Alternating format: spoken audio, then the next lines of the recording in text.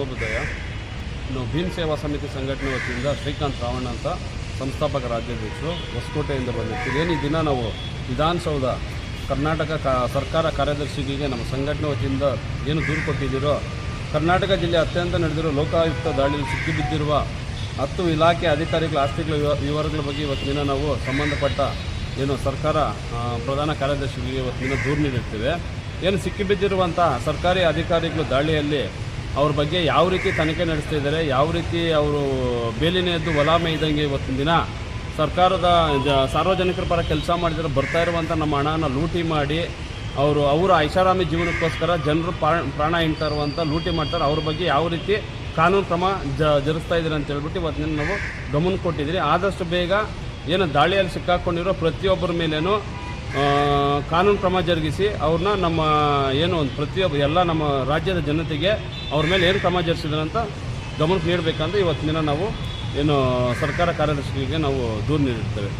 ಪ್ರತಿ ಬಾರಿ ನಮ್ಮ ಕರ್ನಾಟಕದಲ್ಲಿ ಏನಾಗ್ತಿದೆ ಅಂದರೆ ದಾಳಿ ಆಗ್ತಿರೋದು ಮಾತ್ರ ನಮ್ಮ ಗಮನಕ್ಕೆ ಬರ್ತಾ ಇದೆ ಹೊರತು ದಾಳಿ ಆದಮೇಲೆ ಅದಕ್ಕೆ ದಾಳಿ ಆಗಿ ಒಳಪಟ್ಟಿರೋರ ಮೇಲೆ ಏನು ಕ್ರಮ ಜರುಗಿಸ್ತಾ ಇದ್ದೀರಾ ಸರ್ಕಾರ, ಅದನ್ನು ಅಕ್ರಮನ ಇಲ್ಲ ಸಕ್ರಮನ ಅನ್ನೋದನ್ನು ನಮ್ಮ ಗಮನಕ್ಕೆ ಬರ್ದೇ ಇರೋಂಗೆ ಅದನ್ನು ಮರೆ ಮಾಡ್ತಾರೆ. ಅದನ್ನು ಯಾವ ರೀತಿ ಇವಾಗ ವರದಿ ಮಾಡ್ತೀರೋ ಅದೇ ರೀತಿ ಅದನ್ನು ಅವ್ರ ಮೇಲೆ ಅಕ್ರಮನ ಸಕ್ರಮ ಅಂತ ನಮ್ಮ ಗಮನಕ್ಕೆ ಕೊಡಬೇಕು, ಸಾರ್ವಜನಿಕರ ಗಮನಕ್ಕೆ ಕೊಡಬೇಕು, ಸಂಬಂಧಪಟ್ಟ ಇಲಾಖೆ ಗಮನಕ್ಕೆ ಕೊಡಬೇಕು.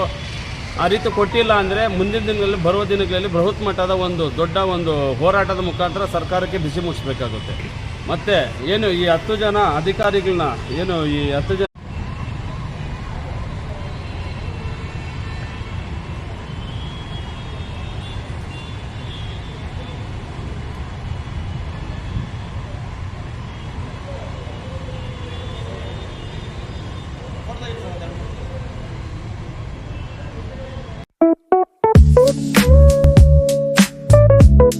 ಎಲ್ರಿಗೂ ಜೈ ಭೀಮ್ ಹಾಗೂ ಜೈ ಸಂವಿಧಾನ.